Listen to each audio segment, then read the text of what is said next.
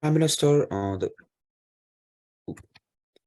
Yep, without any further ado, calling upon Prime Minister to open the debate. Here. Hello, am I audible? Yep, you are. Okay. Prophet General Pranav seated. I'll begin my speech in 3, 2, 1. Information is considered as one of the most valuable and the most priceless product that exists in the world. But the biggest problem is when it comes to information is that it can be fabricated, it can be changed, can be manipulated, and can be used in any ways that you want to gain your benefit. We think the way that you are able to solve it is to ensure that this information cannot be manipulated or fabricated, and instead making sure that there is a database that able to ensure all the information that you provide to other people are actually the valid information. We think soulbound tokens is actually the only way for us to solve this biggest problem. What exactly soulbound and how exactly this debate is going to look like? The first thing I'm going to know in terms of soulbound is that I want you to imagine it as like a token that you will get based on the credential and also information or reputation that you have. You could imagine like you have an e-wallet, you have like a wallet, and then within that wallet there is like there is a card that can prove your information. We would say that every single time you get a soulbound from a person, this soulbound represents like this information based on the card within that wallet itself. You're able to show like your academy result or your academy like your where did you graduate and all that. You can show what exactly your medical history, and you can show all the identity information and the verification that is necessary for you. This is important because not only that you have like this information in form of token that you are able to show to people, you also know that those information cannot actually be fabricated or be created simply because of the fact that it exists on the blockchain. But I also want to note, because it exists on the blockchain, that means that you are able to cross-refer to the database that exists to the people who actually like give you the information or like give you the token, which means that you are able to check the validity of like those tokens to begin with, which means there is no possibility of fraud to begin with. How exactly this token is going to be given, right? Every single interaction that you have with a group of parties, like a group of people, they will probably be able to actually like give you some form of token. So for example, if I go to a university, like for example, I go to my own university, University of Mara, they will be able to give a token that says that I graduated from University of Mara. And I want to note to you how exactly they're going to give is that they have to prove that the person actually deserves the token itself. Most of the time, things such as like the medical history or like the where did I graduate or like what is my criminal history can easily be proven based on like the document that they can provide in terms of like proving that is like why exactly this person deserves that token. However, for the things that are more subjective, things such as like dishonesty, things such as like whether or not this person is a good like loaner or a good banker, all of those things will be very subjective, and the person who actually wants to give this token has to justify why exactly they deserve this token to begin with before this token will be validified. Here's how exactly it's going to exist. How do you imagine this one? You would imagine at the point where it becomes a widespread use, a lot more people will actually use it, which means that there will be a lot more improvement in terms of like the system itself, which means that every single time you want to get a job or you want to go into a hospital or you want to get a loan, you'll probably refer to your like token, like your soulbound token first to ensure that you like they get all the necessary information for them to actually interact or do anything or do any kind of transaction with you. This is how we imagine this one. I would also want to know there will be a lot because of like this is a widespread, which means that there will be improvement in the future. There will be a regulation to prevent all the problems that they would argue. So if opposition have any kind of like regulation that they want to suggest, we're freely to actually take it as well on our side of the house. I have two layers of argument here. Firstly, in terms of the security, and secondly, why exactly it's necessary to provide necessary information on certain characters. The first thing then on security, two layers to this. The first is that in terms of like preventing the identity theft that exists. What is the problem with the identity theft and why exactly it happens? The reason why identity theft happens is because people are able to claim there are certain groups of people or there are certain people with a very high credential. And the reason why they do all of these things is simply because of the fact that the certain characters or the certain person that they want to actually like imitate or like try to steal their identity have a very huge reputation or credential that allows them to get a lot of like privilege and also perks to begin with. What are the harms of like identity theft to begin with? Number one, there's a huge possibility of like fraud that's happening. So for example, if you want to take a loan, you are able to actually steal someone's identity to ensure that you are able to take a loan even though you are actually not qualified. Or for example, you are able to actually use their identity to actually like get all the perks that exist. So for example, you could say that you are like the manager at this certain bank, which means that you are able to get all of this benefit to ensure that because like you want to get all those benefits to begin with. But the second harm is that you are able to actually take a lot of like the reputation of that person. So that means that you can take that person's identity and do crime or do anything to harm their reputation, which always like will harm their reputation to begin with, right? What's the weighing of like this problem?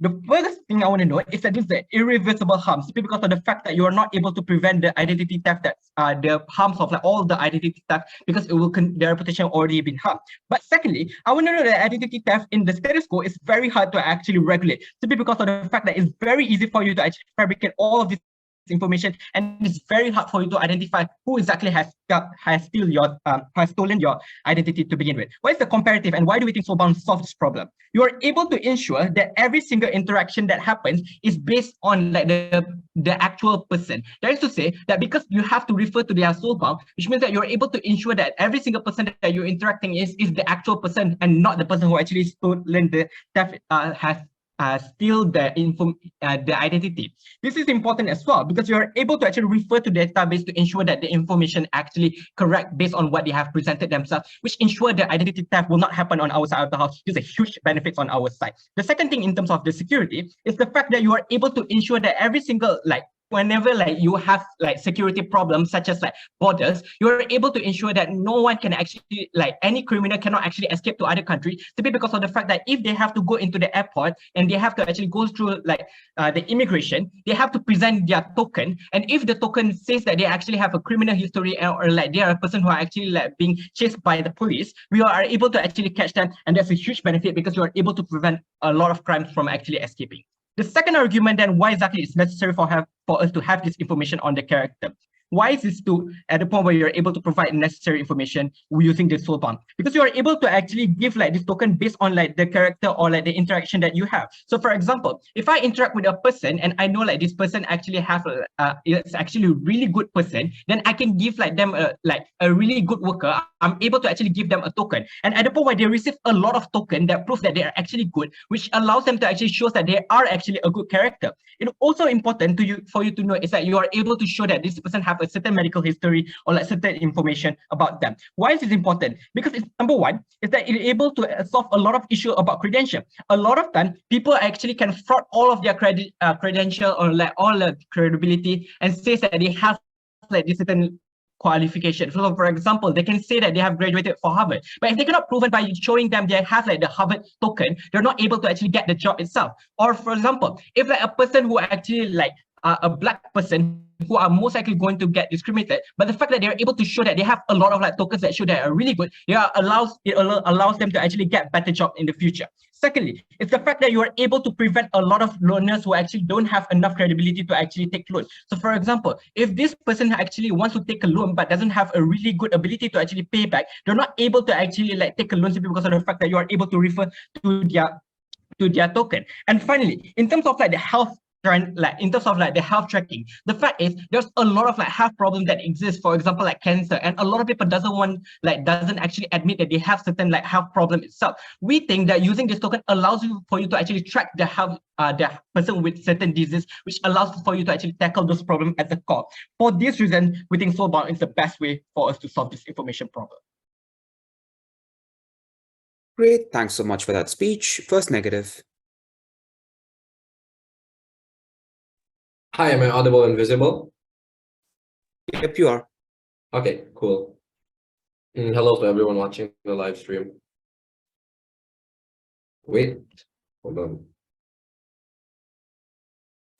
Starting my speech in 3, 2, 1. If side affirmative's biggest problem is verifying identity and solving things like identity theft, we think that there are plenty of mechanisms that already exist in status quo to solve these things. We have number one, creating background checks for people who are taking out loans, creating background checks for people who are trying to escape, for example, by going on airports, checking people's LinkedIn and social media accounts to see if they're real people, or looking back or tracing back into their university records to check if they actually graduated from that certain institution. They give they give no analysis as to why SBTs or soulbound tokens are the one and only mechanism to solve things like identity theft, or why identity theft is the innate solvency of SBTs in the first place. The second thing that I question is the very widespread like application of like SBTs, for example, because they talk about things like airport verification, job verification, taking out loans, etc. And while there is a propensity for those things to be true, we think that in as much as a lot of the institutions that we have in status quo still have no infrastructure to adopt, for example, or to process crypto-related things, we question the extent of these being adopted, for example, into these government institutions. They said like institutions like UTMARA will give these tokens to the users to verify that they actually graduated from those things. Notice that this definition works if there's a mainstream and widespread adoption of crypto. And as much as these institutions still don't have the crypto infrastructure, this doesn't apply. We think that the likely definition is, chances are, in order for you to get verified as a UTMARA graduate, you'll have to submit a photo of your diploma to verify the souls that you actually graduated from that place, and then they give you the token for those things. What are the things that I'll do in my speech? First, I'm going to talk about what the widespread use implies. Second, like what the souls are, and then just talk about the stance and then give my argumentation. What does the widespread use of soulbound tokens mean, we think, in status quo? We think this means that SBTs are probably seen as of value. So this means that people trust people trust who receive these tokens, for example. So when they get awarded for being a good communicator, or being awarded, for example, as someone who's graduated from Harvard, or someone who has a very good health status, for example, etc., etc. People are bound to trust, so they don't give that rigorous criticism of the character, for example, of that person, and tend to just trust the token that is assigned to them. Next, they attribute those signified traits to them, i.e., if someone has a good communicator, they're more likely to trust the judgment of that individual completely, precisely because they've earned those tokens, etc., etc. This looks like an IRL endorsement system from video games, right? Where individuals with more SBTs are necessarily seen as more reliable, more trusted, and much better actors in status quo, or generally good people. This can also be the converse, where people who have negative, for example, tokens are always going to be ostracized, are always going to be criticized, are always going to be distrusted, for example, and judged and not be given opportunities because of the tokens that were assigned to them. I think the next important point of discussion that First AF really ignores in their speech is we need to talk about who these souls are. Because if you look at the info slide, it's issued by souls, which represent blockchain accounts or wallets, and can like blockchain account and wallets. What does this mean, right? This means that the qualifications for you to qualify as a soul is, number one, you have computers to process these cryptocurrencies. Second, you have graphics cards to mine and mint those currencies and to create those tokens. What do these definitions mean, right? This means that you can't assure that these souls who give these tokens to individuals are very morally benevolent actors. In as much as they have the capacity to build and mint crypto coins, for example, means that they can qualify as a soul already. These are just guys with computers and who can mine cryptocurrencies. So these are people who have exclusive access. That means they have the ascendancy to assign tokens into these individuals. We think that we ought to regret that kind of model where we give too much power towards a group of people on saying who is good, who is trusted, and who is, going to be that, precisely because we can't assure that these people are always going to be good, are always going to give the best judgment, for example, whenever they entrust these individuals with these things. What am I going to talk about in my arguments? First, I'm going to talk about the manifestation of SBTs and how that's bound to be terrible. But second, why the finance world, or any world for that matter, is generally fine without an SBT system, and how we're already doing fine in status quo with identifying things like identity theft, for example, or faking credentials. Anyways, first argument then on the manifestation of SBTs being bound to be terrible. We think the first impact of having a group of people getting to decide who is good and getting to attribute certain subjective values to individuals is that it creates propensity for abuse. As I said earlier in my framing, we see that souls are just happen to be individuals who represent represent these things. So that means that as long as you have the means to create crypto, for example, and create these tokens in the blockchain or put them on the blockchain, you qualify as a soul already. So this doesn't mean that it's only the state who's going to be a soul. It's just UTMARA or UP Los Banos who's going to be a soul. It means that people who have the means to do so probably can create, for example, probably can be souls can be souls anyways. So just like the financial system that exists in the blockchain, right? The kind of system that exists with attributing SBTs to individuals is bound to be decentralized as well. This is wrong, or this is regrettable for 4 structural reasons. One, this means that there's no institutional protection to deal with externalities, i.e., you can't appeal, for example, if someone gave you a negative token, precisely because there's no centralized body to decide, for example, on when we should transfer these tokens out, or to repeal or to regret, for example, the decisions that were brought upon to these individuals. This means that if there are discrepancies in the system, i.e., wrong tokens given to individuals or unfair judgment passed on to individuals who were given these tokens, then those will continue to exist because there's no body to resolve these things.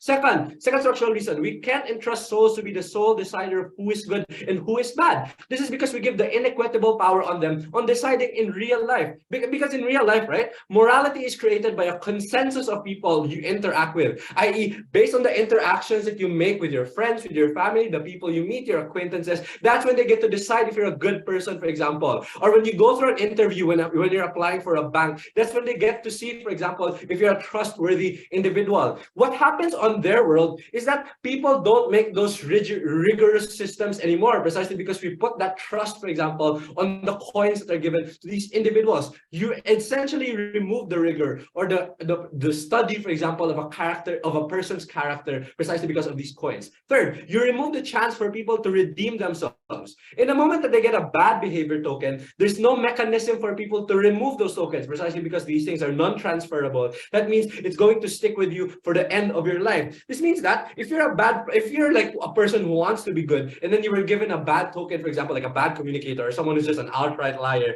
there's lesser incentive for you to improve your own character, precisely because those things are going to stick through you forever. It's harder for people to look past that because that's a token just sticking out of your account. What then is your incentive to redeem yourself? Or how is it possible for you to redeem yourself? Fourth, SBTs are final. A bad actor who gets rewarded with good behavior years ago can still attest to the integrity of that token. So you can't ensure that people won't change, for example, or people will change precisely because of the tokens that you give to them. Second, subjective metrics should not determine who you actually deal with. This is terrible because it's a permanent thing. You can't remove them from your person and they are assigned statuses. Much worse if it's given by people who you can't trust to act in their peak moral judgment. Second, you give way too much power for the souls, and it's going to be states. It's going to be a self-recurring issue of trust because you pit the trust of the state or someone who has a shiny collection of their tokens. Second thing I'll talk about quickly is why the finance world is fine without this. As I said in my rebuttals earlier, there are ways to identify someone's character in real life, the interactions that you make with them.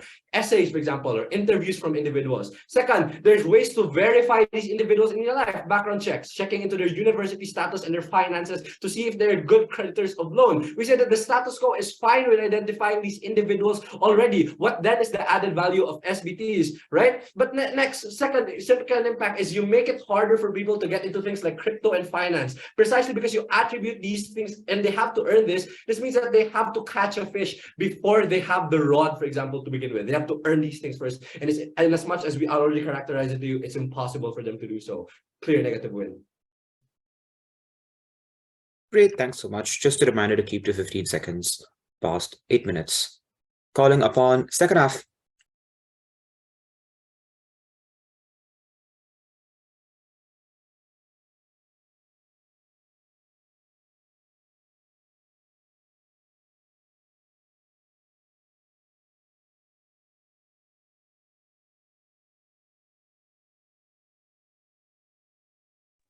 Right, sorry about that.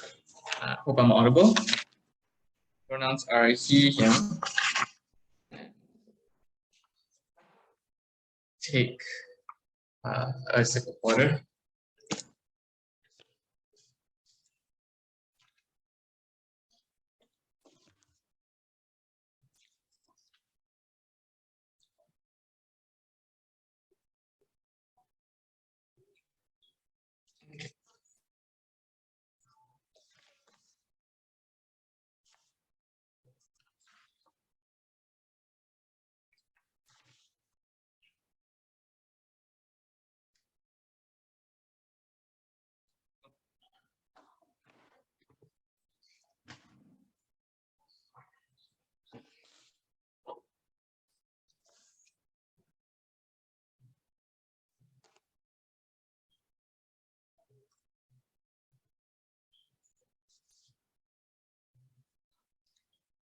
The only concern that I really hear from the negative team is just that it's bad that it's subjective and that you can never really tell if a person is being truthful or if a person is being bad at communicating.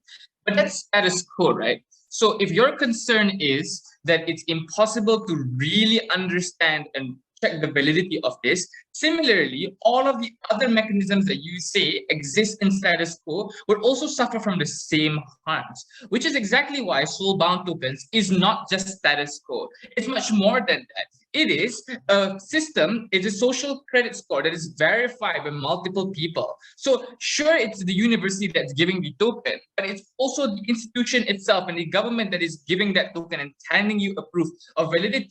Similarly, when it's talking about like so the things about communication or things about what this person is or the character of that individual, it would have had to be verified by a lot of individuals in order for them to even get that token to begin with. Which means that all of the concerns on a negative team can exist on our side of the house as well, but we do it better because we have a certain amount of validity and verification of that, which negative team also concedes to because that's the only way they actually get all of their harms. I'll do a couple of things. Firstly, I'll clarify why this is not like crypto, because I think there was an assertion that it was. Secondly, I'll prove to you why security is a major issue and how this can be solved much better. Note that the negative team doesn't really say that it's not it's not secure, it just says that there's other alternatives. So we're just defending status quo plus. But lastly, I'll give you an argument as to how proof of character is essential as a tool to escape from low economic backgrounds and how we give them that roadmap. So firstly, on the clarification, they told us that, well, the problem is anyone can give the tokens and there will be discrepancies, and that's a problem. Firstly, I've already told you how it's likely that this will be verified by multiple people, which means that there's a lot of people that will say that, well, this person did graduate from Harvard, or this person did actually was actually a really good communicator. Secondly, this motion clarifies that it's a widespread use, right? Which means that there is going to be a rise of this in the future, or at least there will be more incentives to have a lot of validity of verification checks. Which means that there's also going to be demand for regulations, right? Because if the consent arises that some of the things that you have are not real, then I'm pretty sure that there will be a demand to check those things in the future, and there'll be better security and people will be better off in the future. This is an imagination as to what happens when there is a widespread use of it. The last concern that they have is on permanence. They say if you're a good person, then you'll always be considered good. When you're a bad person, you'll always be considered bad. First response I have here is that you can obviously see when you got that particular token, right? Because if you got that token in the last 5 years and you haven't gotten a good token ever since, then obviously people who see that will obviously know that you're not really a good person. You were just a good person 5 years ago. But secondly, I think you can also, like, individuals can tell if you have one good token and 100 bad tokens, you're obviously a bad person, and vice versa. If you have one bad token, you have 100 good tokens, and you're probably a good individual and you can probably trust. But also thirdly, I think it depends on the individual itself. So if the individual cares more about them being honest as opposed to them being a good communicator, then they'll probably prioritize this anyway. Similarly, an individual can have a lot of bad traits, but you still want to talk to them and you still want to deal with them. That means that it's that also exists on our side of the house. The difference here is the information is out there as opposed to them being hit by individuals and that have other probable incentives, and all the character traits are probably dubious. But lastly, just like, all of the concerns that they have that is permanent will still exist on that side of the house, given that they also concede that there are harms to like security checks and like problems in such. Second thing, on how they assume that this is crypto. Firstly, it's not crypto because it's literally just a token. Therefore, you don't suffer from all the harms of mining tokens, because that will not exist and that hasn't existed in the past for Soulbound tokens. It's just a badge, like a badge that you have in a video game that you earn because you are a good person, you're a bad person. But secondly, it's a social credit score, right? So it's impossible for that to be a mining brick because it's dependent on other people rating you and rating you as an individual and your character, which means that it's likely that you have to depend on other people to rate you as opposed to you depending on your computer and internet connection. But thirdly, they don't give no reason as to why this is true. I doubt it is. Lastly, on security, they told us that other background checks and exist. There's LinkedIn that you can verify in social media. Firstly, things like LinkedIn and social media can easily be fabricated. And this is the nuance that our negative team really misses out on. Because we argue to you how there is an abundance of identity theft and a misrepresentation of information that exists in status quo. This means that if there is a guarantee of this verification that will always exist and is permanent, then we at least don't suffer from all of the harms of fraud. How many cases have you seen where people misrepresent what they truly are and got away with it? Those things will never exist on our side of the house simply because we have the guarantee that they are real. But secondly, background checks on that side of the house are also considered to be ineffective because these countries have weak institutions anyway, which is the problem that exists on our side of the house. The difference here is we're dealing with an unregulated, decentralized system where everyone can have like peer-to-peer reviews, and also like it's also a blockchain, right? As per the info site, which means that we don't have to depend on a singular institution that gets the background check. We can depend on a decentralized system that can give you the validity, given that things agree that there's some sort of validity and verification of this information, which means that we get it better and we solve all the problems and the negative points are. Argument as a proof of character is essential as a tool to escape low economic backgrounds. Premise here is that people who are from bad backgrounds are constantly disenfranchised to no fault of their own. It is because of generational wealth where majority gets more and the poor get less in money. It's because of their race that they are historically discriminated and how they have no access to better employment. The problem here is whenever they are engaging in these institutions like employment, they are overlooked by virtue of their background. In court cases, there is an assumption that you're guilty just because you are Black. In the healthcare, Black women are seen as overreacting, even if they have medical history that the doctors don't even want to check because they have already that preconceived assumption. Because here is, people jump into their biases the first chance they get. And stereotypes exist and they immediately believe those stereotypes. How do we make it better? Firstly, we're arguing that it's unjust that people are judged by other than their character. What we're proving here is a guarantee on the content of your character. And this is a principal good. There are also pragmatic outcomes to this. Firstly, character is the way minorities reverse stereotypes to begin with. And this is the logic of contact theory. When people believe a minority is not the stereotype, as in they look at the token on our side of the house, they see that, well, even if you're Black, you have good communication, you're a good employee, therefore I'll hire you. Second benefit here is that it guarantees that you accurately represented. In employment, for example, it's not enough for someone to reject you for being gay, because you can see that they have proven to be good as an employee. Sure, opposition has referral letters, but that's not enough to break through the narratives because there is no verification, because people can easily lie. But the permanence and verification on our side of the house allows them to break through that glass ceiling. Lastly, we have accurate representation in court. The problem now is that to prove someone's character, you have to get witnesses. And witnesses can easily lie for any reason. They have their own biases, they have their own personal incentives, they can easily forget. But the tokens are objective and everlasting, which means if your person is honest, then they'll be honest forever. And not honest forever, but at least it gives them a better ability for them to prove what their content is that they otherwise wouldn't have. We're just proving character is better than stereotypes. We have to wait. Great. Thanks so much. Second negative. Great. 1 second to bring out a timer. Starting my speech in 5, 4, 3, 2, 1. Panel, if SBTs are widespread, this does not mean that you immediately have a different world. With this understanding, it probably means that SBTs, or the widespread use of SBTs, applies to groups that have the most access to this technology. This is what my first speaker was hinting at when we were talking about crypto communities and what DPM misunderstood. That is to say, to some extent, it probably does involve crypto. Sure, not to this massive extent, right? But still enough to allow for arguments as to why this is likely to involve them anyway. Firstly, on preliminary responses. At first, we get this idea that SBTs are good for safety and security. 3 levels of response. 1, they tell us that identity theft is a problem. Then they say this happens because certain characters imitate vulnerable people who have lots of privileges. Therefore, the incentive exists to steal their identity. This completely ignores the fact that you can also steal crypto wallets and the fact that you can steal crypto wallets that contain these SBTs in the first place. You can steal soulbound tokens by virtue of stealing the wallet they're in. Even if they're non-transferable, you can simply steal the container. That's how cryptocurrencies work.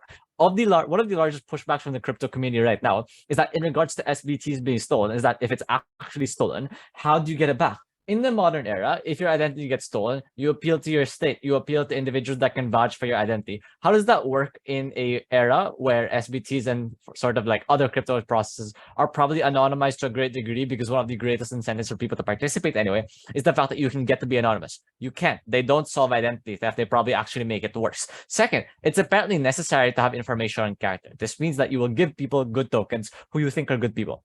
I can also buy off 3,000 tokens by paying people to do this for me. Proposition cannot control the direct means by which you can do these things. Therefore, both teams have to argue around the probable realities where you can gain these tokens. The point of this debate is not to say that SBTs can let other people know that you actually have cancer. It's to determine the inherent value of SBTs, because you can also make an NFT of your own cancer cells and do the same thing. Thirdly, DPM in this instance was defending that because SBTs are verified by multiple sources, then it's good and better than status quo. I would posit that this is again a value neutral thing. You can have your credentials also verified by multiple sources, such as letters of recommendation from your university, confirming that you do actually go to university. Now, if they want to argue that the benefit is in the convenience of not having to prove this every single time, then it's probably a more secure thing to have to check it every single time than to have a just thing there that a university might repeal later on. And now later along the line, they no longer want to confirm that you went to your university. The second argument that they present is that it's essential to escape low economic backgrounds. The analysis here is that people believe stereotypes. They say that it's unjust, that people are judged by their character. Therefore, it's better to have something that counters this in the form of judgment. In their world, I can buy credibility. I can buy several sources that would say and confirm I am a good person. The EPM themselves say that witnesses can lie, which is really funny, right? Insofar as the process of getting an SBT is just a random ghost giving you a token, the analysis here does not stand. What does stand is what my first speaker tells you, wherein the value and weight of SBTs and ghosts is directly proportional to the amount of like social standing that you already have, to how much value, to how much resources you can access already. Therefore, my entire extension is going to be focused on the idea that it's generally terrible to allow for moral arbiters in the form of SBTs. There's two levels of analysis to this. One, gateway to dystopia. It's really fun that they start considering, or they keep mentioning this idea of a social credit system, because China is sort of a social credit system. In as much as people meme on this in places like TikTok or Instagram, it is actually a very real thing. If you have a low enough credit score, you probably don't get to buy things like a house. You can't afford a car. You can't participate in normal things that society allows you to normally do. This is because they have heavily invested in tech and cryptocurrency sector by extension. What does this mean? It means that due to the widespread nature of this and consequent normalization in places where it would already probably be utilized, right? Eventually, there will be pernicious actors who manipulate SBTs for their favor. There are several harms to this now. One, by virtue of the fact that not everyone is going to be participatory to crypto anyway, because they can only feel that SBTs are widespread, not crypto itself. This is to say that their benefits only extend to people who are already heavily invested in crypto in the first place and are consequently less vulnerable anyway. So that is, even if their entire case is true, their impacts are largely diminished at this point. Two, you can manipulate your own SBTs without actually being a decent human being, which defeats Prop's own benefit of wanting better forms of social engagement. This is already extremely generous because it operates under the assumption that anyone off the street can manipulate cryptos and SBTs, and you can verify by having 200 people say that you're a good person. More arbitration then is in the hands of actors who tend to have the most resources and by extension the greatest capability to hand out SBTs, which in this case, in their example, is probably social credit system of states. I would posit this is likely because individuals naturally have the greatest trust in entities who they already see as reliable. Often this can be state actors who are trustworthy by virtue of position, or celebrities because we think public scrutiny is of a mechanism to make them nice people. We are less likely to trust the 200 reviews that random people off the street have given you than we are to trust, say, Rihanna or Taylor Swift vouching that you're probably a decent human being. What does this mean? A second level of analysis in terms of private information. One of the largest reasons then why people invest in crypto is that even if they lose their wallets, for example, wallets in this case refers to crypto wallets where the SBTs are probably going to be held, they are still generally safe. Their lives are separate from these things. They're isolated aspects. What does having an SBT mean for the part where you get to separate your private life from your crypto life? It means that you have to provide proof that you are actually graduated from Harvard, that you have to contact so many individuals to confirm this in the first place. What that in and of itself may not be apparent harm, right? So where it gets harmful is start to say, I have a house in this area to prove that I have this kind of socioeconomic standing, or any of the number of determining information that can necessarily be used against you. The next bit of analysis will stand, even if you believe that the existence of SBTs is principally justified and can do no moral harm.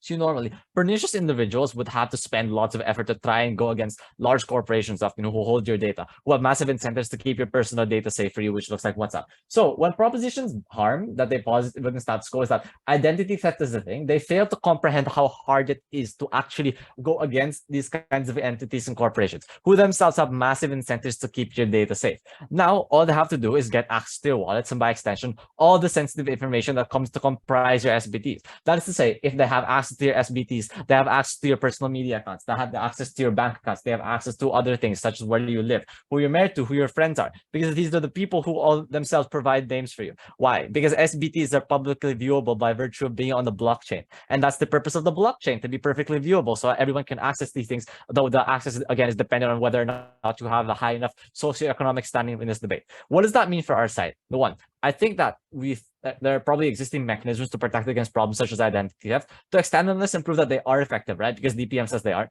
We simply look at the fact that the average individual cannot just steal your data in as much as you probably just won't get mugged off the street. This happens in minority of cases due to existing mechanisms such as identity checks, social media presence, etc. But second, we are showing you the propensity of tying your personal information to something that has an equal chance of being stolen to your identity is significantly more important than just your identity being stolen, because it probably means that you lose all means of legitimacy in proving who you really are, because your friends are going to vouch for the fact that because they assign this account the SBT, they're going to vouch for whoever holds access to this account. The next bit of analysis will then be entirely responsive to this idea that, oh, it's essential to escape a low socioeconomic background. I'll expand this and start talking about how this is generally terrible for people who are already outcast in society. Because SBTs often cannot dictate what people will perceive of the SBTs or the relative value of the tokens in comparison to one another, it is reasonable to think that people are still going to apply existing standards of morality and social understandings to the value, trustworthiness, and overall willingness to engage with other people. Why is this so terrible? Our willingness to engage with people relies on this aspect of understanding and social deviance, or people who conform with the same social norms that you do. Under Prop's own analysis, if you had a reforming prisoner, they would be allocated an SBT denoting that they were previously a prisoner. This means that even if you have an individual that is perfectly reformed, the community is still likely to base their assumptions of this individual on the metric of whether or not they have a criminal record or bad SBT review. This manifests itself in the way in which there's both an active statement and a passive bias against those with bad SBTs. I would argue this is terrible for three reasons. One, you can never remove these things by virtue of the fact that they're non-transferable. Two, proposition can't simply say that SBTs are good because they provide information, value neutral. Three, socioeconomically disadvantaged individuals who have one bad review and 100 good reviews are still judged by one bad review they have. Vote opposition.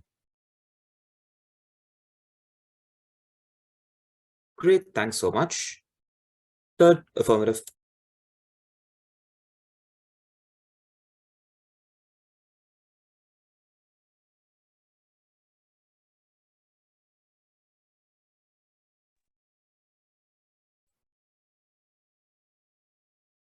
Am I audible and visible?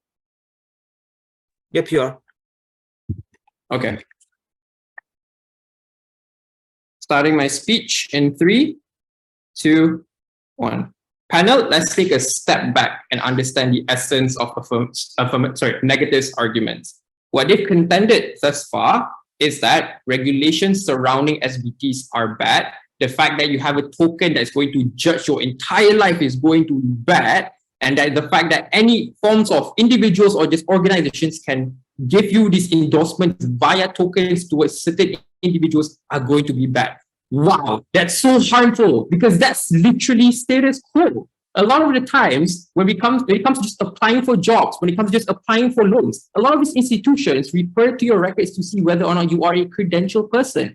If negative just absolutely does not believe in any forms of records at all, then I don't understand how regulations are going to work under their side of the house. Because if you scratch the surface of the case coming from negative, they are against any form of credentials that are made subjectively by other institutions or other individuals when it comes to just attaining a grade, right?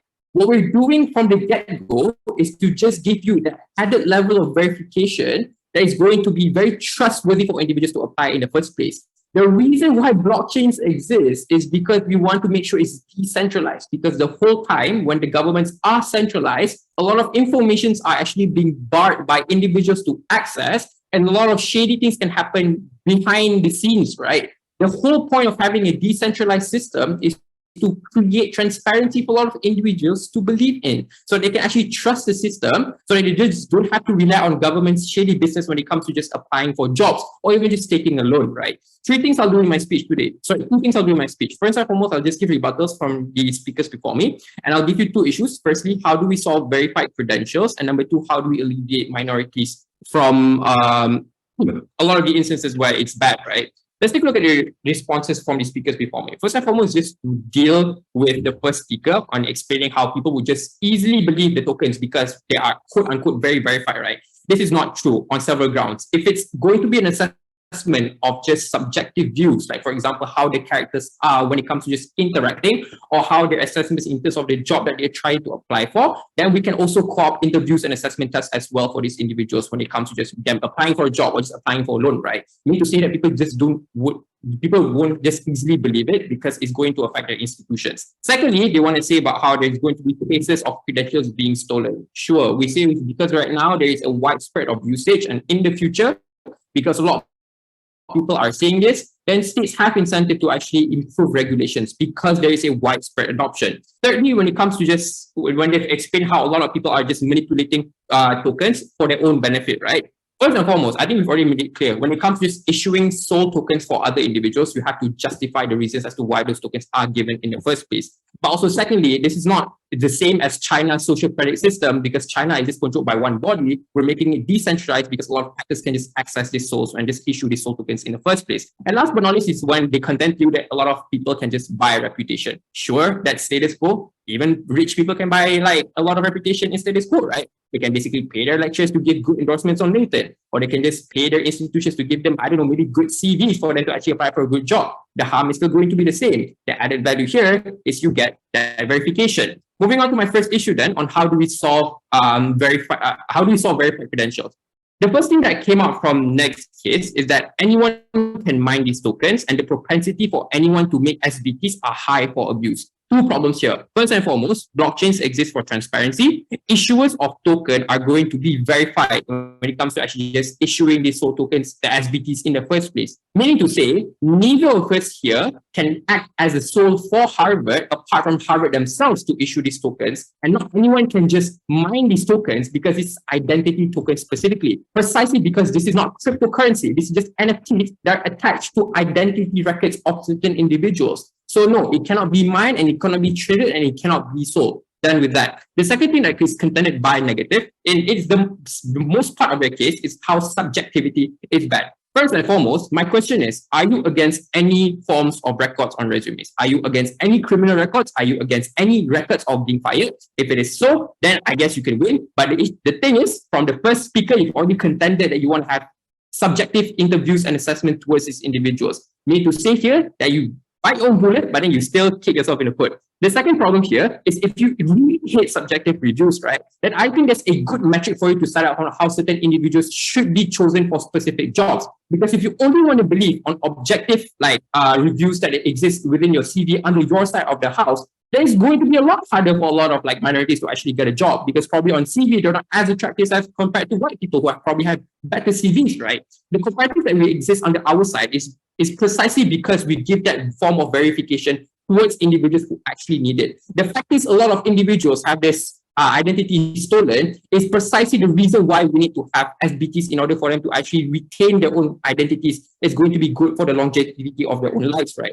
But also, secondly, it improves the lives of minorities to actually get good credentials that can actually be brought in by institutions, because there is some form of verification that for them to actually look towards to. The comparative that exists on the side of negative is you have to rely on just the social progress of society, on whether a company wants to hire a black person and give that black person like a good CV at the end of the day. Moving on to my second issue then, on how do we alleviate minorities from these barrings of verification, right? We say first and foremost, and this is just impacting this my teammate before me, is firstly we get to reverse stereotypes. A lot of the times, minorities aren't just picked for jobs, or a lot of employees just don't want to include themselves with other minorities because of perceived biases that they've already gained within their own consciousness. Meaning, when they see other individuals who are not a part of them, then they're more likely to basically stray away from themselves because they would turn back to their own biases. What these tokens will do is it shows to other employees, that they are actually decent human beings, that they can actually be interacted with, and whatever stereotype that they have against these minorities are going to be reversed because they get to actually have this added form of value for these individuals. But also secondly, is when it comes to just the accurate representation that can also exist in court. Oftentimes, a lot of witnesses can actually lie on stand because of several reasons. This benefit of having this token is going to ensure that they can actually have some form of like credibility when they actually want to apply in courts in the first place. But also last but not least, it also deals with a lot of individuals who are actually just, not credible enough to apply for certain loans, for example. This form of SBTs are going to make sure that individuals who just don't have enough of credentials in the first place can actually be barred from actually attaining some form of loans in the first place. And this is good because then you actually reduce the number of people who just like loan money because they cannot afford in the first place. Also, ensure certain individuals aren't just being in that certain form of debt trap because to creating other level of security at the end of the day. So the metric to win into this debate today are twofold. First and foremost, when it comes to just creating the best form of verification for individuals, but also secondly, creating like the added advantage for minorities to actually being one up in society. I think when it comes to just the added value of this verification, we solve this by solving the problem of just identity theft. While sure and negative can just say that there are other checks and balances, we say this is an added level of security is going to be good in the long term. Also, secondly, in terms of just alleviating a lot of minorities from just having access to like a lot of institutions, we also give the added form of like verification for them to actually be more attractive in the eyes of society. Never been harder to propose.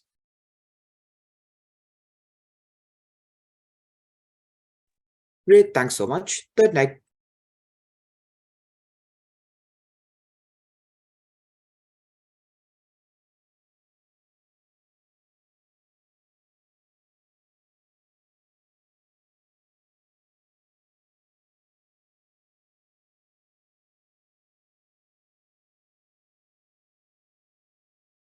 Hi, my name's Leah.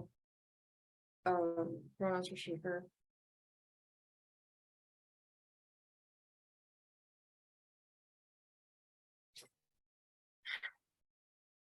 Starting in 3, 2, 1. Often, it is our identities that prevents us from accessing opportunities. It is your educational background that often is inaccessible to a lot of people that prevents you to get jobs. What we defend is the agency to escape your identities and gain these opportunities. F restricts it. In this speech, I prove to you where A, where do we afford better security? But secondly, on where do we protect like the vulnerable actors? But before that, I just like to call out, right, these SBTs. I know that these SBTs are likely to be based on subjective standards. I know that what affirmative never engages, in a lot of instances, you can also fake how you talk and act and how to act nice to get these SBTs. The problem is that these tokens are uniquely permanent. Therefore, at a point in time that you become a shitty person, you still have an I'm nice token that they can hide from. Therefore, if you're talking about security, then you're likely able to hide against that, to hide on that token and be a shitty ass even if you want to. Note that we're fine with the idea that this doesn't exclusively happen in the realm of crypto, as it does have real life consequences. We don't contest this, right? In fact, second neg also argued why this convergence to your real life makes it worse. We simply said that the fact that this exists on the blockchain, the crypto factor still happens because they have to put it in their crypto wallet. This is the infrastructure that it is based on, and this is why it becomes inaccessible to a majority of people.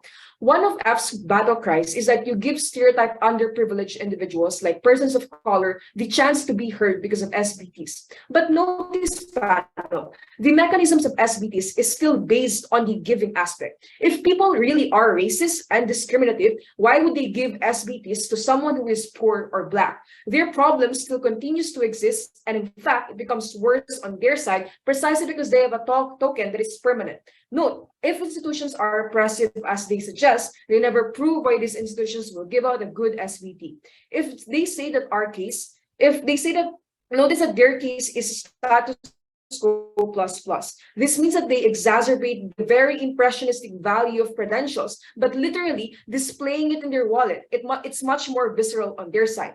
Whips say that status quo is bad. They miss the case that your side is so much worse. It's because on proposition, if your chances on having bad monikers are already so minimal, on their side, they super glue it on your face. First issue, where do we afford better security? No, government tells us that SBTs give more security because people can no longer forge identities and identity theft.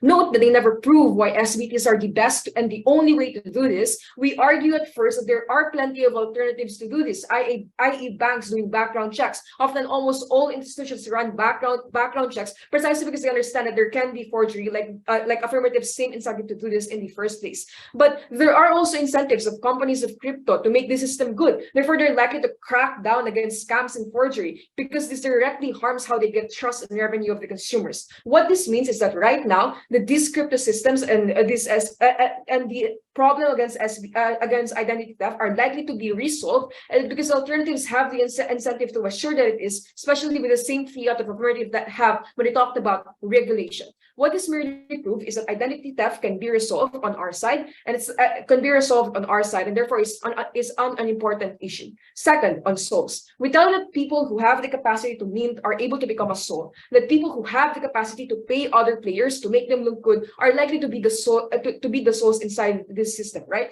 What this means is that there is no standard on who becomes a soul that allocate these SBTs. It's likely that the people who have the most amount of capacity also accumulates the number of these SBTs, and therefore is likely to become the most trustworthy soul. And this is why the response this will be regulated does not really negate any of our analysis. It is unclear how you regulate people who have a lot of SBTs. Precisely, this is because of their capacity to have these SBTs in the first place, i.e. having a good educational background, i.e. being good, honest, or whatever, paying people to tell you that you're good or honest. And this is bad because these souls will arbitrate in subjective standards, i.e. if you're an ESL, you're likely to be flagged as a bad communicator, which lessens your credibility, but also that you allocate power to these souls as the only arbiter of these things. Both of these leads to they shift the incentive of users to only go towards souls that are very, very credible. Therefore, you lessen the competition and choices of people inside the crypto system, but it also prevents new players to gain traction and extends precisely because people will go to the one who has like more SBTs. But secondly, that it compounds power to arbitrarily decide who you are. So even if there are numerous people, they never provide a justification why other people should validate your feelings and who should validate your own identity. We'd note that this is unjustified at like first neg, right? But lastly, the validation that you are a good and credible person often is relegated to the soul who has the most capacity, i.e. states and celebrities. Therefore, even if a lot of people validate you, at a point in time that your state says that you are not a credible person, maybe because you probably jaywalk, and then likely that you're eternally screwed precisely because it is permanent. The response here is to suggest that, well, SBTs cannot be mined, so you won't hoard. If SBTs cannot be mined, I don't understand where these souls on your side, gets their token from. This response is just disingenuous. This is important because the consequences of SBTs are permanent. We just tell you why the arbitration of these SBTs are likely to be bad, and therefore it infringes towards the rights of people permanently. It's likely to be really, really worse. This brings me now to my second issue on where do we protect the most vulnerable. Importantly, what happens in affirmative is that they restrict the access of people not only towards crypto, but also towards other institutions.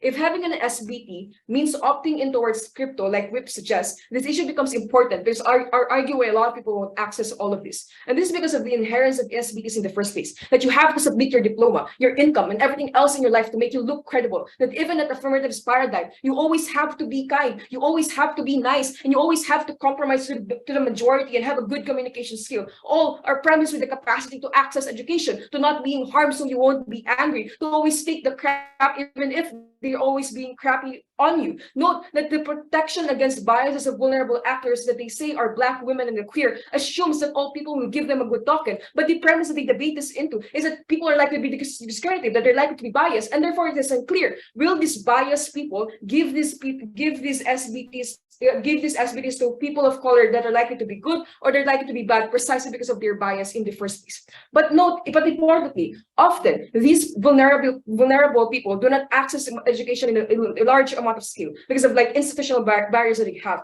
And therefore, their credibility often cannot be validated precisely because they cannot access it in the first place. Therefore, even if they're nice, they're still often left out with accessing jobs, and therefore they cannot get that benefit. But moreover, note that being nice places people on being to be stuck in being nice forever. Therefore, at a point in time where you are hurt and oppressed, especially if you're a person of color, you're forced to stick with what your token is likely to be placed. The analysis that WIP states says that states have an incentive to regulate in the future defeats the urgency of their own analysis of problems, which we assume is to be now likely to be bad. And this is bad because you limit the agency of these vulnerable people, not only in accessing other opportunities, but also the agency to shift their traits and characteristics at a point in time that they want to do so. So even in the best case, they still limit the quality of life of people on their side, precisely because they can no longer access their different variety of emotions that they have. But more than that, we told you as well about social outcasts and how they're likely to be removed from the society, precisely because they deviate from the social norms, which SBTs are likely to be based from. And they're likely to be protected on our side, because absent these SBTs, then we're likely to be able to accept them better. All of this, very proud to negate.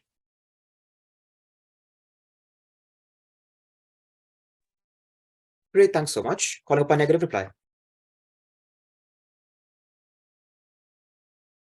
Great. Starting my speech in 5, 4, 3, 2, 1.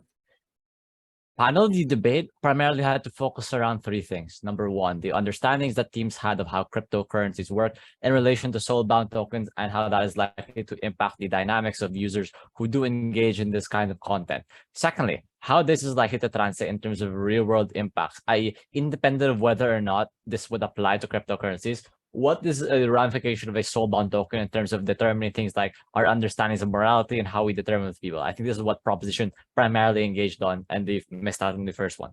The third thing then that I propose that we look at is this idea about how the use of soulbound tokens necessarily applies to individuals who don't have the greatest access to determining factors in society anyway, i.e. those socioeconomic disadvantaged individuals. The best case that proposition has is that they solve identity theft and help out lower class individuals. The worst case that they present to us is that status quo is bad.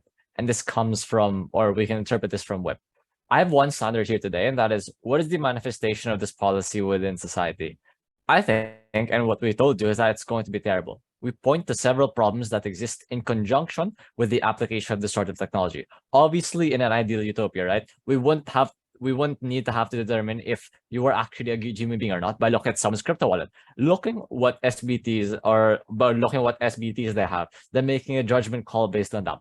At the point in which propositions still can't necessarily guarantee that just because you have positive SBT reviews necessarily means you're going to be treated better or more fairly in society, I think they are unable to get the full extent of their benefits. The largest pushback then that would come here is from WIP, where they point out that you can also buy legitimacy on our side. Fair, true even, right? This misses the fact that it's so much worse on prop side when labels stick, when you can't change them, by virtue of these things being non-transferable. What they say in response to this is that, oh, stereotypes. Notice that SBTs can also be used to exercise those very harmful stereotypes against them. So this means that disadvantaged individuals will always probably have less or less significantly valuable tokens because racist or bad people won't want to give them those. So their version of the status quo is worse because you'll give more legitimacy to their biases. It's a label that you cannot remove. It is a form of identifier that individuals don't have a degree of self-control over. This isn't an added level of security, but in fact ruins the very integrity that they're trying to impose upon such identity systems. Proposition is losing on that metric as well. Additionally, what we tell you then? That the moral arbitration that is espoused by SBTs is probably something that is principally unjustified.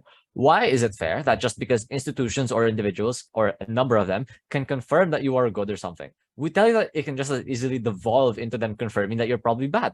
And that is probably worse on proposition, given the fact that now, because it's normalized, it's a formal way of identifying that you were actually bad. On our side, the most that happens is that you feel bad because some kid at school called you poor. On proposition, you have a label that says, oh, this is my socioeconomic standing, please treat me well. We told you at DLO that people are still likely to apply their existing standards and interpretations of sociological engagement in terms of determining whether or not they'll deal with people that they want to deal with in the first place. Proposition's main push then is, at this point in time, security. They think that because the tokens are non-transferable, it means that they can't be stolen. Therefore, boom, we have solved identity theft. The logic here is flawed and represents a significant understanding or lack of understanding in how tokens on the blockchain work. If the wallet is stolen, the wallet that holds SBTs and presumably other cryptocurrencies, then not only is your money stolen, but not just your identity, but every facet of your life that you can use to identify you. This is because the person that now has access and control to that now has every means of proving that they are actually you. That's probably more terrible than just having your identity stolen. Even when if on our side, no mechanism works properly. On our side, you just have your identity stolen. On proposition, you have your entire life stolen because you have no means of getting it back because they failed to see what the mitigating factor is in terms of like identity theft. That the fact that you can probably get your identity back on their side, they have no proven mechanism of doing so. Probably reasons opposed. Great, thanks so much. Got reply.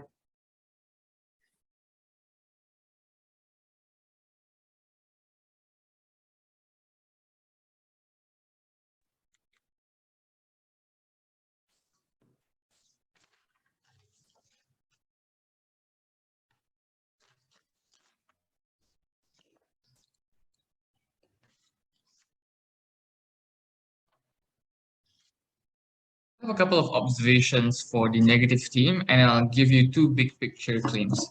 Firstly, observation of the negative team is that they have a very uncharitable world, because at first they say there's going to be discrepancies where therein lies the harms. Secondly, they say, well, people can just buy all these tokens. Thirdly, they say, well, what if it's China that's gonna like screw over all the Uyghurs using this social credit system? And then they say, well, then you can mine this, like how you can mine crypto, so then everyone can get a good token and all the bad people will get good tokens.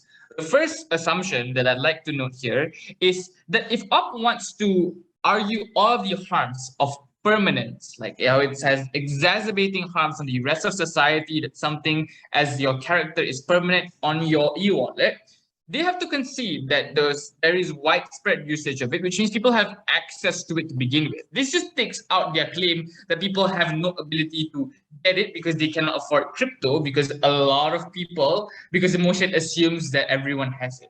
The second thing I clarified already is that like it's not mining crypto, right? Like, because it's literally just a badge that you get as a token. It's not dependent on crypto at all. It just has the same logic that is that on a blockchain. It's decentralized, which also means that it's not China because it's not dependent on a single institution. It obviously is racist anyway. And also, lastly, we can't just buy tokens because I would assume that it is very regulated, because like the rich will not be able to do that. But even if you buy all of these characterizations, we argue to you in the future at least there will be a demand and to make it regulated and to make it way better. What opposition is really arguing is just concerns on the feasibility of this. They're not really arguing the actual debate. Second observation is on the other parts of their case that are just not exclusive and inconsistent. They say that it's principally unfair that people have that no ownership of their own records. But then they also want to have some amount of records on the negative bench, which also means that there's inconsistencies there, because you're just saying, because these people have already consented to giving up their information anyway. But also they're not really accurately representing what we argue, because we argue that people lie on their CB, and it's not that people have no ownership over their own data. And that's the problem, right? Because if we argue that people have the ability to lie on their CV or lie on their LinkedIn and social media and have background checks are not enough, then we get all the benefits of security because we have an added layer of validity. No, you have to credit us for that, because they are arguing similarly that there is a harm of permanence. Permanence only matters if it is considered to be verified and valid. We are just going to outweigh why security is more important than. Third is on the clarification I have, or the observation I have, is on how rich people are able to buy all these tokens. Well, they have no mechanism as to why this is likely or this is even possible in the system, because we argued to you in setup that it isn't. But secondly, isn't that just status quo? And even they concede that, well, you can't change that anyway, right? So in status quo, you can't change the fact that people have have a lot of capital to buy anyway. First issue on security, we argued how background checks are not enough and we have better regulations. Because if they want benefits of argue harms of permanence, then they concede there is some validity. We argue that this is where the manifestations of the harm happen, because now people at least are protected from scams for profit. People are protected from stolen data. They argue, well, what if the whole wallet is stolen? Well, that's just a concern with crypto in general, and the wallet system is not a concern for the token. Therefore, I don't think all of these responses can be credited. Lastly, we just ran away with the issue of prejudice. Is what we argued wasn't contingent on people rating minorities well or not. We argue, regardless of minorities are rated well or rated badly, this is at least giving them a fighting chance in a world that already discriminates them. For all those reasons, proud to participate.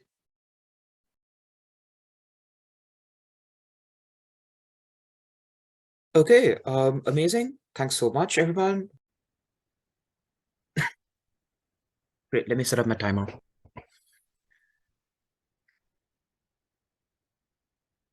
Great. So thanks so much for a fun round. We came to a unanimous call. We gave the debate to Team Negative. So congratulations, Team Negative, commiserations, AF. Here, I think, is the way we saw this debate. So firstly, I think on the idea of identity theft, right? Because Gov is trying to suggest that this identity theft is something that you get, is quite helpful. And the reason it's helpful is because you have this additional verifiability check that is really helpful, in ensuring that identity fraud doesn't happen. I think there are a couple of notes to make. The first note is the delta or the margin of change from an additional verification check seems quite marginal because there's not, I think, an explicit need that is framed from Gov as to why the existing accountability mechanisms are quite insufficient as compared to this form of identification in trying to stop that, right? There are two things Gov tries to get around this. The first is sort of say that since OP is presuming that the permanence, since OP is arguing about permanence, this must presume that the specific token is viable and is, fairly widely spread. But I don't think that people thinking it is viable is the same thing as saying that it actually is viable. And I think that still needs to be a gap that's bridged as to why this will likely be done in that fairly good way. The second thing that Gov suggests is that quite often the verification, and this is, I think, quite interesting, although it is perhaps dropped later in the debate, which is why I think we sort of minimize the extent to which we credit it from second affirmative, which is the idea that quite often the existing accountability systems are weak because they often are done with weak institutions and existing governments. The value of this kind of token is that it is decentralized, and so any person can indulge in peer review. The problem with this, I think, is one of two things. Firstly, it's unclear why the average peer review person is likely to indulge in a fairly good verification system, especially given that it's a disaster supports motion, right? And this is important because there are two sources for peer review. Either the peer review is going to be coming from other individuals, in which case there needs to be an explanation as to why the average other individual is going to be wanting to indulge in this long verification process.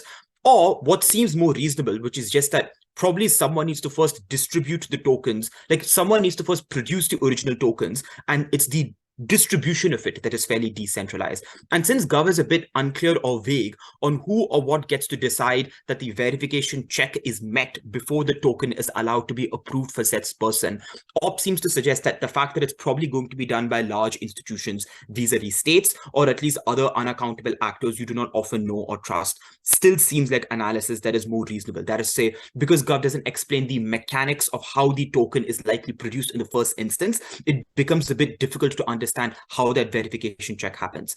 But the final note to make is, as far as Gov goes in explaining that identity theft is a problem and even suggests that OP concerns with it are fairly symmetric on this, this seems to also, I think, symmetrically apply to Gov because they don't, I think, explain to me why the process of verification is uniquely better or different than the process of verification in getting a loan for a bank, in getting a job for a resume, right? Because the same documentation is often used, right? It's just providing your healthcare card, it's providing your diploma, as OP says. So I'm not sure the margin of change on identity is very critical over here. On the other hand, I think OP is able to suggest that what this specific thing allows you to do is it gives the capacity for the harm to be very significant in cases where the wallet is stolen, i.e. if said wallet is stolen, then the fact that all information is within that wallet as opposed to just money within that wallet creates a much more significant harm. OP could have, I think, done some more impacting on how much more or what this significant harm looks like, but Gov's answer to this seems to come a bit late and is just that this is not part of the debate. But I'm not sure that's the case, because even if it is a harm inherent to crypto and not to the SOL token, surely the fact that the SOL token exacerbates or increases the level of harm is still a valid concern to bring up in the debate. So I think at best, identity theft seems like a fairly marginal-ish concern. The second concern that Gov try and bring about is that on minorities. And the problem, I think, with this analysis, so the way they run this is, by knowing that individuals are good communicators, for example, you are able to overcome stereotypes you have about certain minority races and that sort of stuff. I think there are two-ish things to note over here. The first is, it's unclear the extent to which people think that the singular communicator label is enough to overcome the bias, because there's no weighing as to why this token is sufficient or significant enough to overcome the level of bias you may feel to an individual. But secondly, in as much as tokens are still to some extent provided by other people, that is to say, perhaps it's another person believing or thinking you are a trustworthy person and thus willing for you to have that token or that badge, it's a bit unclear why the person gives you the token in the first instance if they are fairly biased or racist towards you. I think over there, OP actually seems a bit more reasonable when they sort of suggest that the bigger issue is just that these individuals, at the point where they are labeled with a specific harm or with a specific label that is quite problematic, now that is, I guess, like a neon sign that attracts, I guess, some forms of discrimination to them. So whereas on your side, it's like, and I think you are correct to point out, Gov is correct to point out that this is a marginal concern because a lot of the racism and discrimination exists largely symmetrically. I think OP is able to frame out some comparative by saying that at least the delta is that now is that, you know, if these individuals, when there's a bias against them, it is not something that's often like held in a neon sign. It's just something that they only feel bad when a person actively acts in a bad way towards them. Now the actual label is what, and since the cryptocurrency, like since, you know, the token is like widely, is like, you know, it's like publicly available because, you know, it's blockchain technology, then that would seem to indicate that in many instances, there's a greater chance of that bias happening. I think these two things mean that Gov's extent of exclusive benefit on the areas they want to talk about seems somewhat marginal and difficult to weigh. How does this work vis-a-vis opposition? Because I think opposition also are sometimes struggling on proving a unique comparative, but I think in the end, they sort of do so. The main first thing I suppose that OP is trying to provide is, I guess, the extent to which abuse can accrue as a result of bad institutions who are getting to control this. And these bad institutions will, I guess, distribute things badly, or maybe more importantly, like they will just, you know, have bad metrics on which they choose to distribute it out on. I think, to be honest, I think Gov is correct that this is still somewhat of a marginal concern, because if this is rich versus poor people, this seems largely symmetric because existing measures still exist. Like existing measures still exist, but like these measures, you know, like resume, like existing background checks, in as much as those still have very similar concerns of how rich people are able to manipulate them towards their own ends and ensure poor people end up with far less amounts of money, of credibility in this specific, you know, society. This still seems like a somewhat marginal concern. With states, things get a bit more interesting. I already explained before why I think at least some of the time states probably are the key people, because Gov may be clear on the distribution of this being decentralized, but are a bit more unclear on how the production of it is decentralized, especially if the production of a token requires the verification process itself to happen. Maybe what is just required is a clearer explanation of the process of peer review. In the absence of that, I think OP seems reasonable to say that at least some of the time, probably like the nation that's able to, you know, produce the token is the nation that gets to decide what that looks like. And in some instances, that bias could be somewhat more problematic as compared to the status quo. The clearer and more interesting way I think that they try and mech this is in terms of like the scope for abuse, not scope for abuse, but in terms of like how this works with certain forms of biases, right? And the main way I think like I understand bias that seems especially unique to opposition is when we talk about felons. And I think this is something that's somewhat unengaged by Gov, right? So I think in the end of DLO, they basically say that quite often, felonies or like prison crimes and that sort of stuff, these are the sorts of things like, you know, you in many instances will not know much information on when you just walk about in daily society. But now this specific token immediately makes it like a big neon sign, and that means that in many instances the capacity for bias increases a bit more.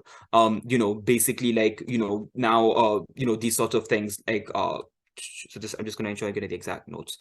Yeah, the second item. Yeah. So basically, you know, like in those instances, you know, now since you always know that person is a criminal record, you will in many instances can act in a more problematic way towards them in the first instance. And that is problematic. So the main, I think, thing that this OP idea is hung on is on, as Gov points out correctly, on the notion of permanence, which is on how much is this specific token sticking to that person. And OP says it has to stick because it's non-transferable. Gov, I think, does mitigate this this in two specific ways, right? The first way they try and mitigate is sort of say like, look, surely the fact that I have one negative or two negative tokens doesn't prevent me from the opportunity of getting many more positive tokens on the other side. The problem, I think, is that in as much as OP seems to suggest that there is general structural bias in society, it's not always clear that you're always going to get that many positive tokens when individuals in power are, have the capacity to just think of you as a negative enough person that they give you a lot of those negative tokens in the first instance. But even at Gov's very best, this is effective and reasonable mitigation, but there's still some chances when OP is reasonable and sort of saying that these few tokens, especially if you do not receive like 50 or 100 tokens, but just like 3 or 5 or 10, in the course of like 5 years or in the course of like a couple of years, then in those instances, it just seems to be the case that this thing is something that can stick, and that label sticking to you is different than you just living in society, because just because you live in society means that when you don't have that neon thing, that neon sign saying that you are a person of this race or of this group, or you are a person with this sort of area to be biased, then at least some level of discrimination decreases to some extent as compared to Gov. So because of that, and because of the capacity to which when it could get stolen, the harms could be multiplied, OP, while somewhat marginal maybe, have still scoped out a comparative set of exclusive benefits that they can get, of exclusive harms that they can get, versus Gov, who I think are more speculative on how much or how exclusive those benefits are, i.e. the delta on Gov benefits seem, as a result, a bit smaller than the delta on OP harms. That sort of ends up being the weighing on the debate. Hopefully that makes sense. Let me know if you have any questions or concerns. But otherwise, yeah, thanks so much. Fun round. Thank you so much. Where will it be possible to reach for personal comments?